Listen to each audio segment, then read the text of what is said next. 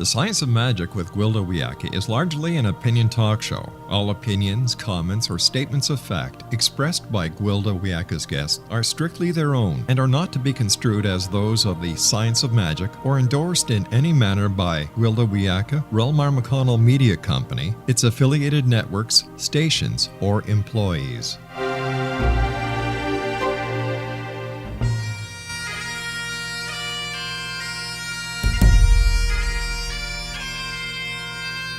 Welcome to the Science of Magic with Gwilda Wiyaka, a program dedicated to uncovering the unified nature of reality and humanity's ever-evolving place as truly galactic beings. For more information on the Science of Magic with Gwilda Wiyaka, visit us online at www.thescienceofmagic.net.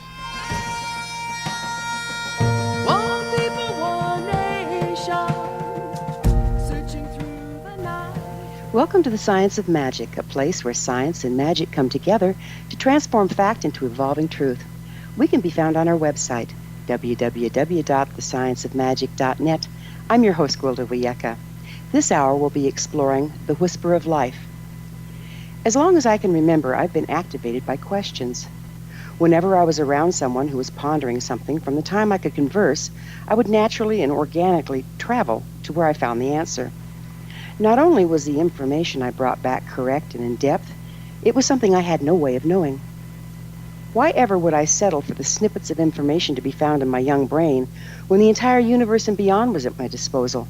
It seemed like a no-brainer to me, no pun intended. Growing up, this trait was not well received. Soon I learned to keep the answers to myself rather than suffer rejection and alienation. I often found that while those around me were asking questions, they really didn't want the answers, particularly not from a dumb kid.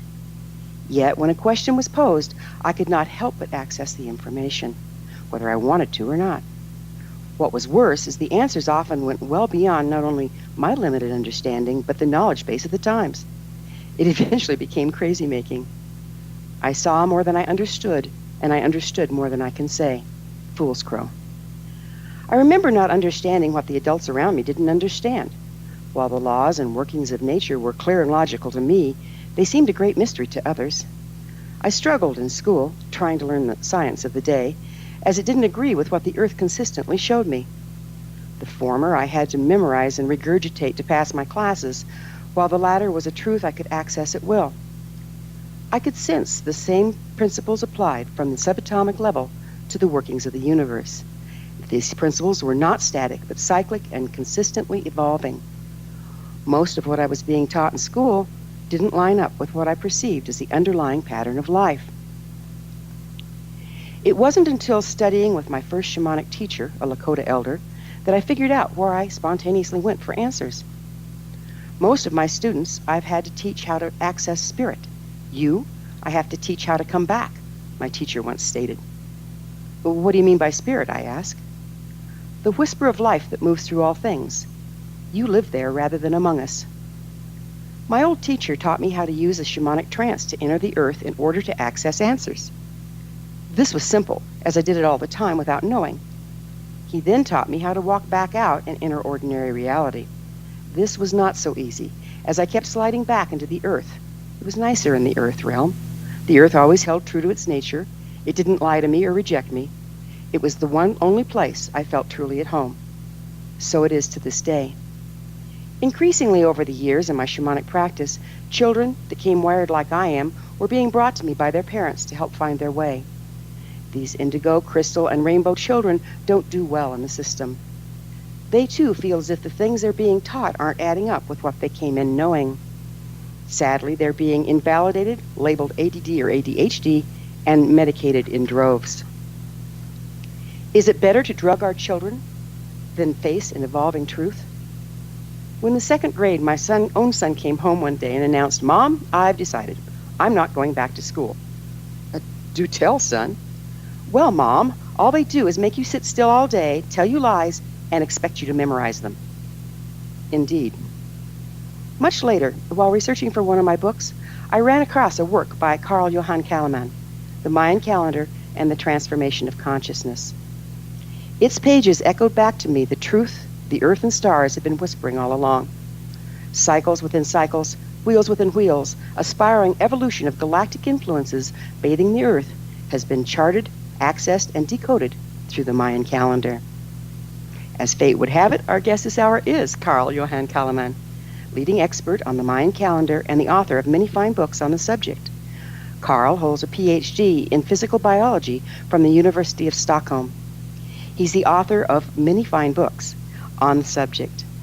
After this commercial break, I'll introduce Carl, and together we'll explore the Mayan calendar, the global mind, the evolution of human consciousness. Should be enlightening, so don't go away. You're listening to The Science of Magic. Prior innovative episodes can always be found on our website, www.thescienceofmagic.net.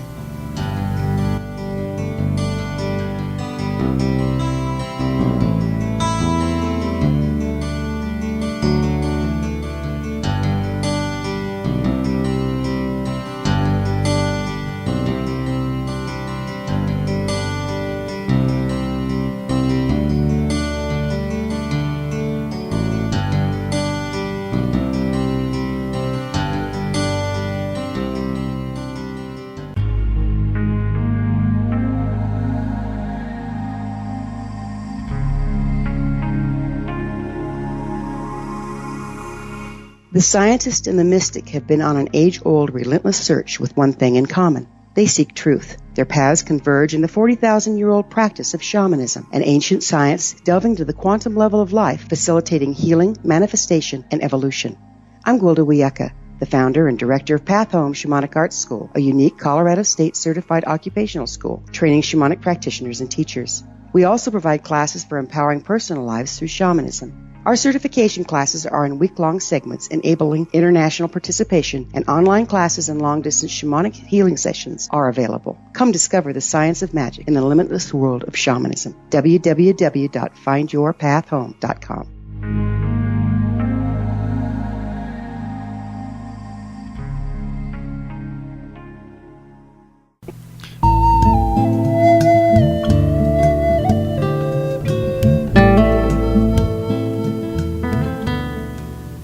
Welcome back. This is The Science of Magic, dedicated to unification and evolution of consciousness. I'm your host, Gwilda Wiyaka. Our guest this hour is JOHAN CALLEMAN, a leading expert on the Mayan calendar and the author of many fine books on the subject. His website is www.calleman.com. That's CALLEMAN.com. Carl, thank you so much for joining us on The Science of Magic. Oh, thank you so much, Gwilda. I'm so happy to be on your show. You've written brilliantly and extensively on the Mayan calendar. Where do you think the calendar originated? Well, I think it reflects a reality that was downloaded, you might say, in different parts of the world, but it became the most articulate, the most sophisticated, and turned into a real calendar system by the Maya about, as far as we can track it, about 2,500 years ago. They then developed a calendar system that I think has something unique to contribute in the world. At first thought somebody might think this is just a small people, 5 million or so, maybe 10 million in ancient times, but somewhere in that range. And so you might wonder, why would that be so special? But I would say that the reason it's so special is that this was the people that in pre-Columbian America would have reached the highest level of civilization. In a sense, you might say that they correspond to the role that the old Greek would have in Europe. And so, in a sense, I would say this is a very condensed knowledge. It's in a sense, one of the most important contributions of the Native American people to the world, and that is really what I see as its origin. You know, I understand that the Mayans that worked the calendar and translated it were both mathematician and shaman. Is that accurate, or do you know anything about that? I would agree with that. They certainly, they still are in the region down there. That people, you would call them shaman in the sense that they do sort of go into other states and access information in other states than the normal rational mind that just sort of separates reality. So certainly they are shamans. But they also, what is so unique, you might say, is that their calendar system reflects a quite sophisticated mathematics. It was, it really, I would say, this is really a science, but it's not a science that denies the spiritual aspects of reality. It's one that incorporates it and which is really necessary if you truly are looking for some kind of a holistic understanding of the world and not sort of just getting bits in different branches of knowledge or so forth. This is really, when you go deeper into it, you understand that this is the kind of science that integrates everything, that has the potential to bring everything together. And the reason is, I think, that they had attained some kind of a deeper understanding what time is, which is basically missing in the modern world. But once you have that understanding of time in the sense that they did, then you will really be able to put a lot of pieces together in a puzzle. So, what the Mayan calendar really maps, rather than time as we know it, is relativity and the influence of heavenly bodies. Is that correct? No, I would not, probably not agree with that. What I think when I want to point to what makes the Mayan calendar special and different from the rest of the world, or the calendars of the rest of the world, I would say that all other calendars are based on the physical, material, astronomical reality. In other words, they are based on, for instance, our calendar today is a perfect reflection, the Gregorian Christian calendar that we're using is based on the revolution of the Earth around the Sun, and it has a tremendous precision down to fractions of seconds in determining that duration. And then there are other calendars like the Jewish and the Muslim calendars that are all about the moon's revolution around the Earth. Now these are physical cycles and the astronomical cycles.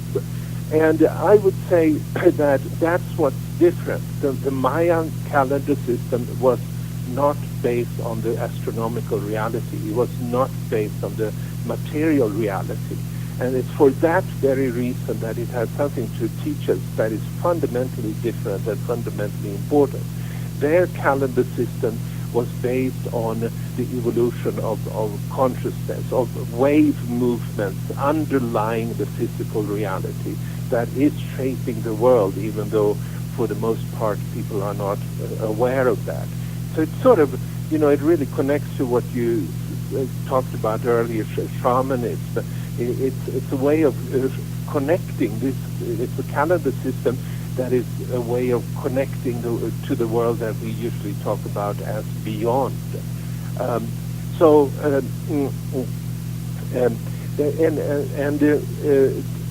Describe a little bit then. When I first came to Mexico, which is probably 35 years ago or so, down in the south in Yucatan, and encountered Maya as well as their pyramids and so forth. What struck me as so amazing with their calendar system was that I found that they would look at different time periods and they would use symbols to symbolize the qualities of these different time periods. And especially they would use animals, which again comes back to the shamanistic theme, but they would use totems, naguals, that would, so that each time period wasn't the same. They had different qualities. And people that were born in these different time periods, they had certain characteristics and so forth. And so what that tells us is that this is not just a calendar that is used to measure time. It's not just a quantitative time. It's one that describes the qualitative time, the changing qualities over time. And that is what they symbolize mostly by numbers, by deities, by naguales, and so forth. And you might say they did it on two different levels.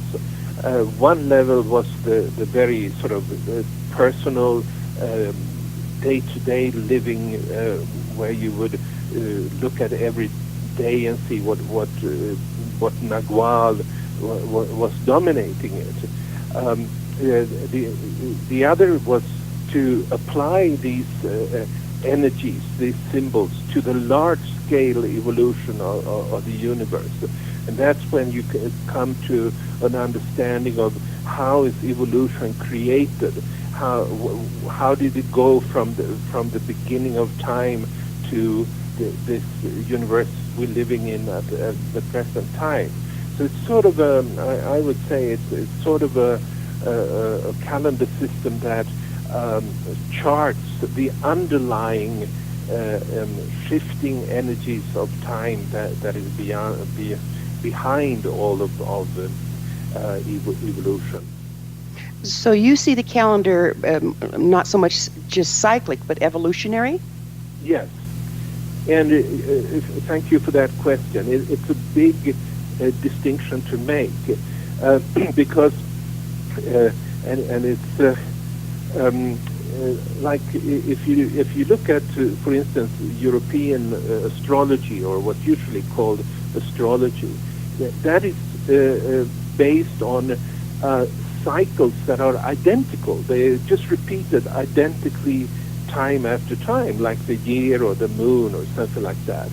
And I'm not saying that there may not be energies attached to that, but what I am saying, though, that with that kind of a worldview, the universe would never go anywhere. It would just be repeating these cycles, and that's different because since the Mayan waves that they charted, it's not subordinated to the material reality.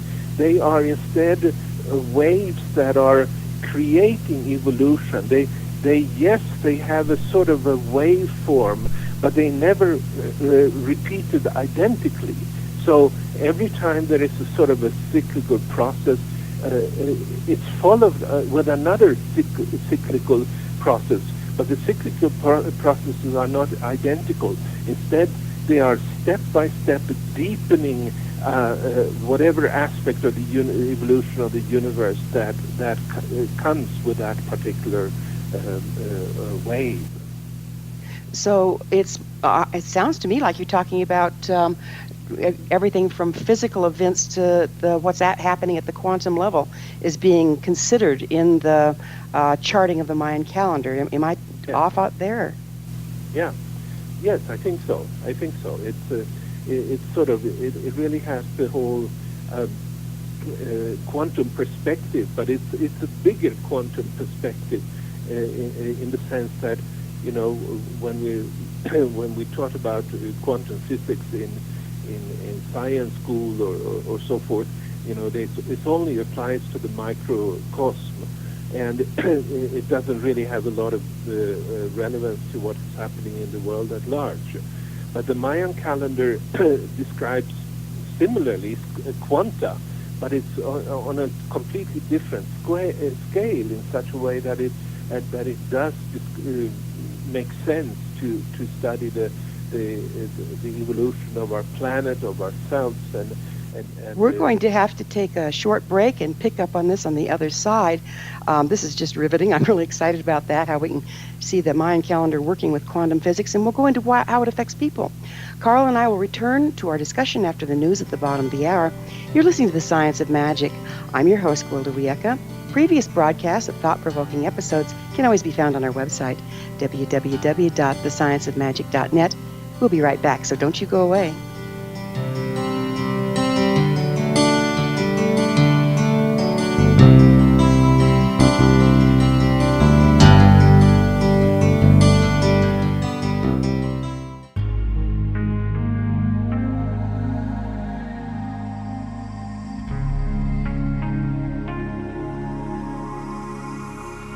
The scientist and the mystic have been on an age-old, relentless search with one thing in common. They seek truth. Their paths converge in the 40,000-year-old practice of shamanism, an ancient science delving to the quantum level of life, facilitating healing, manifestation, and evolution.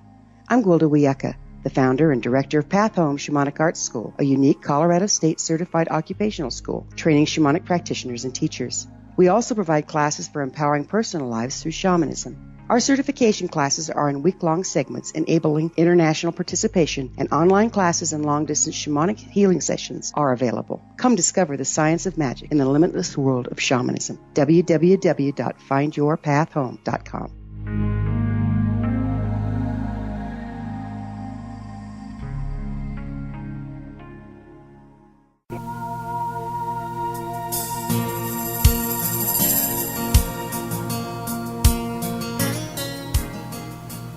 Welcome back. This is the Science of Magic, a place where magic and science come together to promote enlightenment.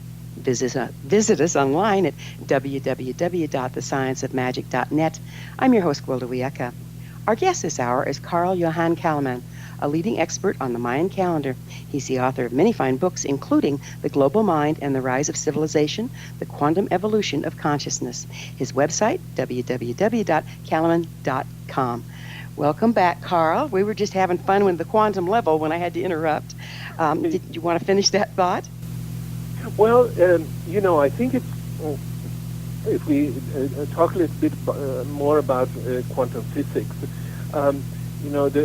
what science has found over the past 100 years or so is that particles or matter that used to be thought of as being so solid, in reality, out there is really like waves, quanta, but we don't see the waves. We never directly see the waves. What happens is that when the waves come into our mind, they are transformed into electrical information, and we have the experience, for instance, of light and a particular color. From having received that particular quanta. There's something similar here with the way that the Mayan calendar works. We don't see these waves that are out there in cosmos creating the cosmos. But yes, we are able to download them, and then it gives us a kind of I would say like a spiritual calling or information in many ways that we're not always aware of, and it's sort of transformed through our brains into an understanding of what we're called to do, about how to perceive the world in a particular way. And the parallel that I'm stressing here is that there is sort of the world that is out there doesn't always, it's not really what we experience it as. These waves are really what's out there, not particles, not matter. But once we take them we receive the information from them, we come to perceive through a transformation that is happening in our brain. We come to perceive reality as material and having these colors and so forth. But out there, that's not the case. That's the transformation that is happening on our brain, and this applies both to the sort of classical quantum physics of a microcosm and light radiation and so forth, as well as to the large-scale wave that the Maya described that is behind the evolution of the universe. We don't really see it. It's not it's something that's transformed through our minds, and So, we're affected by it. so basically, you're saying that our reality is our translation of what's happening at the quantum level. Yes. Nice. This leads me to a good question. What is the global mind as you speak of it? Well, the global mind is the the common perception, really, or at least the one again that we taught in schools and in science class, is that the mind is a product of the brain, that the brain somehow creates the mind. And I would say that is a fundamentally false idea. And instead, I would say that the mind is something that our brains are downloading. And they are downloading it exactly from these waves that the Mayan calendar describe. And so you might say that our brains we are tuning into a certain frequency of these waves. And when we tune into that, then we download a mind. Now, if the mind comes from the outside, then it means that, this book, really, The Global Mind, is to show that the mind comes most immediately from the global mind, from the planet Earth. Ultimately, they come from the center of the universe, but that's another story. But they do come to the Earth. And then the people that are living on the surface of the Earth are downloading that mind. And we share a global mind, you might say. And this book deals a lot with the original rise of civilization on our planet.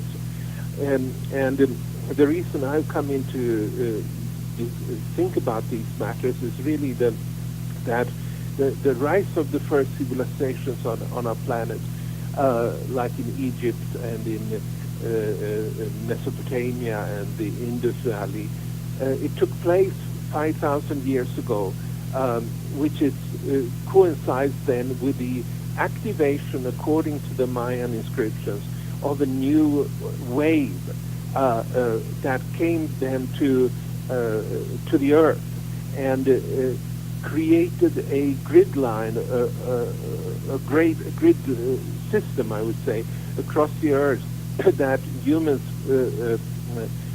came in resonance with. And as that happened, the minds of people were changing.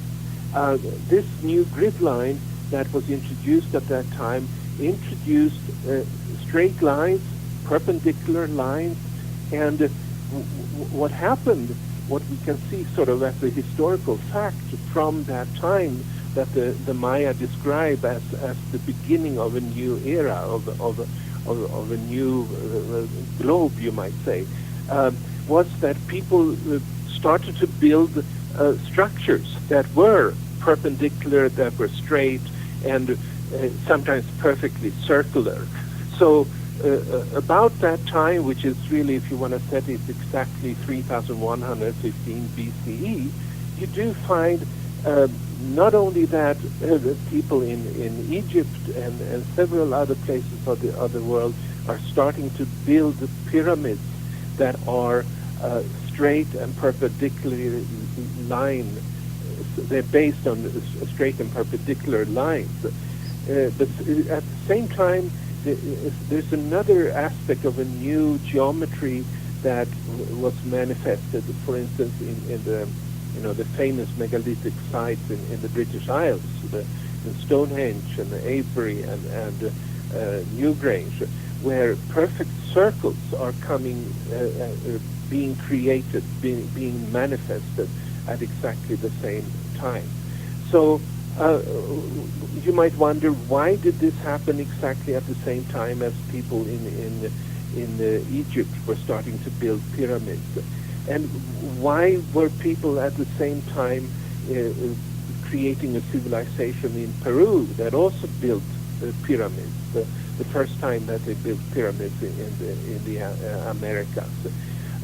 Well, the way I explain it, and it's based on the inscriptions of the Maya about what happened at that particular time, is that the mind was created.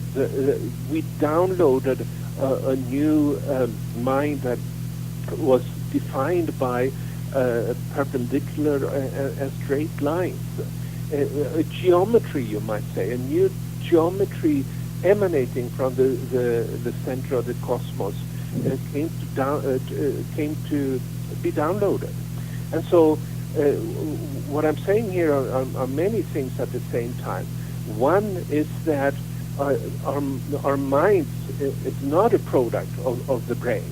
You know, if the mind was a product of the brain, then you would expect that civilization would have emerged stepwise, very randomly, over a long period of time, as people, you know, came up with some new idea here and there. And that's not what's happening. What's happening, it happened on the planet 5,000 years ago, was that at the same time, almost fully developed civilizations emerged. And the best way to explain that was that there was a shift in consciousness, that there was a shift in the global mind that gave structure to the thinking. We're going to have to take another commercial break, Carl, but we'll take up on this on the other side. Carl and I will be back on the flip side of this commercial break.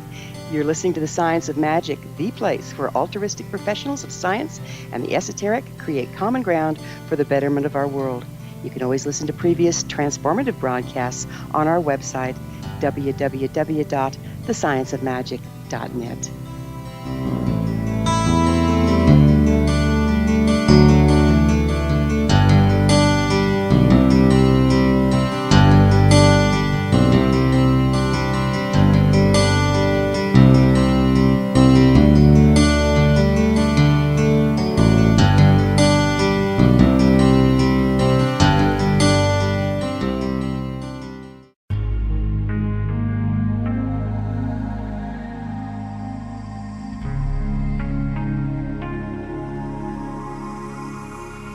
The scientist and the mystic have been on an age-old, relentless search with one thing in common. They seek truth. Their paths converge in the 40,000-year-old practice of shamanism, an ancient science delving to the quantum level of life, facilitating healing, manifestation, and evolution.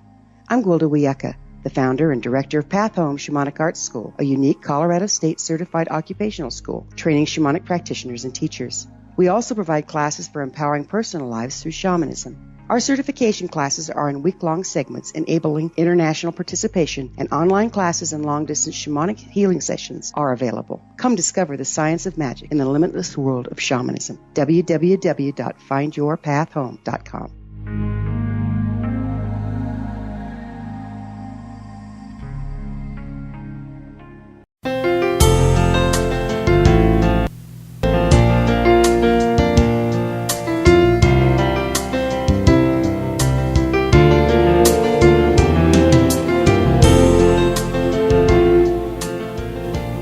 Welcome back. This is The Science of Magic, bringing together gifted people of service to the world.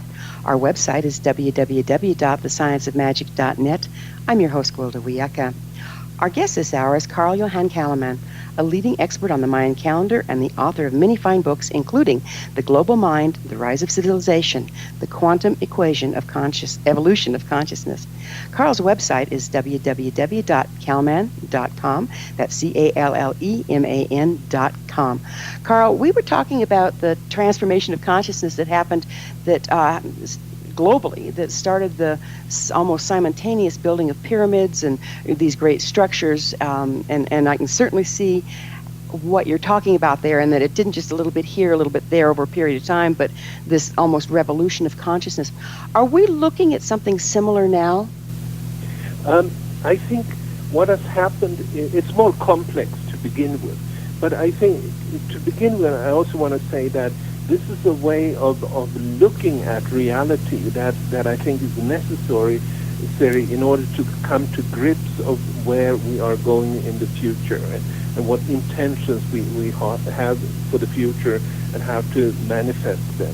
I think it's absolutely necessary for people to study this, the basic framework of the Mayan calendar in order to understand that. It's more complex than this, and I'm coming in December with a second book called The 9 Ways of Creation that will much more deal with the present time and how we came to the present time through the effects of these different ways. And the kind of shift in consciousness that I was just talking about that occurred at the beginning of the so-called long count was about 5,000 years ago. And it started a wave movement, which is actually only one of 9 different levels, 9 different waves that each is creating a certain kind of a mind. And at the current time, all of these 9 waves are, for the first time in the history of the universe, running together. And that means that they exist all as potentialities.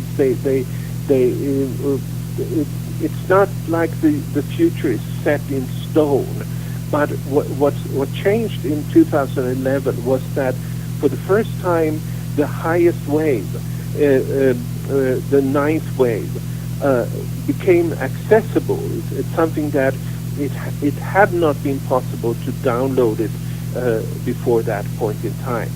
Now, this is not something that has sort of affected people across the board. If you look out in the world, you will see some people being really in tune with a new sort of unity consciousness. But you also see in the other end of existence, you see a lot of people that are going in the very opposite direction. And this has to do with the fact that we're downloading different aspects of the mind. And here intention comes in an important aspect. And this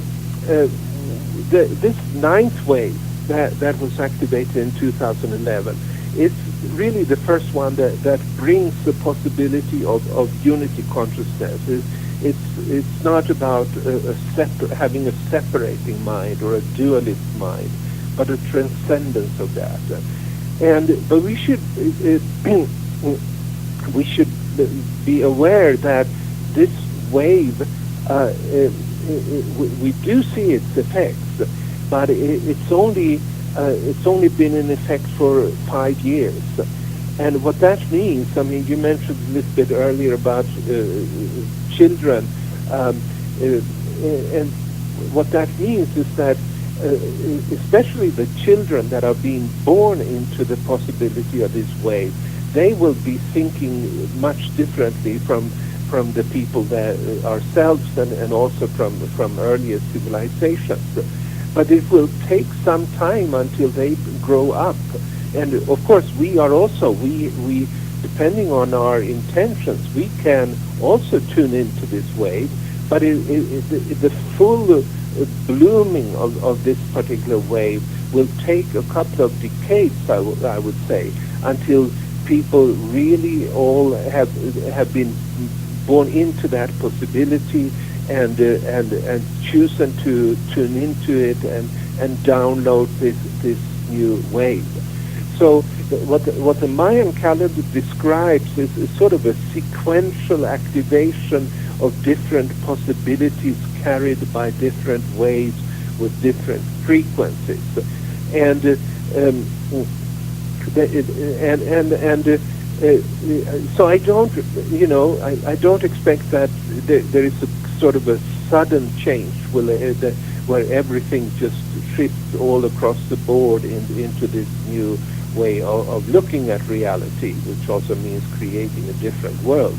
But I do believe that over time, increasingly, this wave will make itself known, and people will choose to resonate with it, because ultimately it gives them a more joyful life. Ultimately, it will give them a more peaceful relationships in all aspects. And so ultimately, I think that is where things are going to go. But it's a process that, we're talking about the transformation of the whole planet with its 7 billion inhabitants, and it's a process. You back there, Carl? Yeah. Okay, you were saying the process of the transforming from the old paradigm into the new one is going to take some time because a lot of people have to get on deck with it. Do you see as how each of us participating to the best of our ability by tuning into these new wavelengths of the unity consciousness is going to help that process? I think so, absolutely. And on my website, I have a couple of articles in the blog, which is about tuning into the ninth wave. And there are a couple of in these articles there are references to different calculators and tools that people can use in order to learn to tune into this wave. And I think everything comes down to intention, certainly.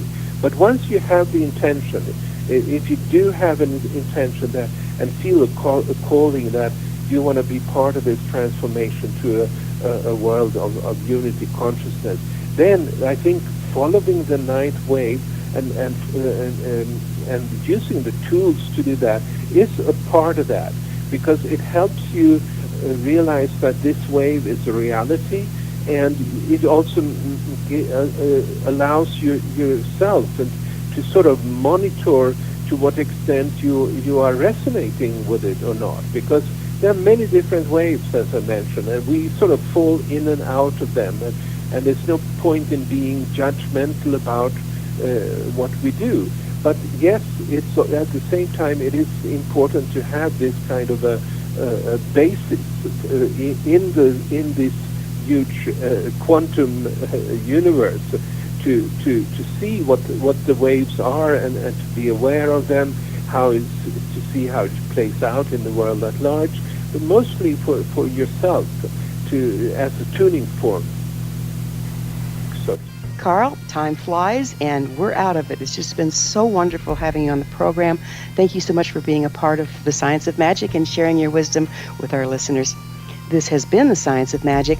Remember, you can always listen to past thought-provoking episodes on our website, www.thescienceofmagic.net. Until next time, dear ones, may you be blessed with knowledge and comforted with love as you embrace your personal evolution. Searching through the night, one people, one nation, searching for the light. One people, one nation, coming from the stars. One people, one nation, to heal this earth of ours. Our gracious Mother Earth, our Father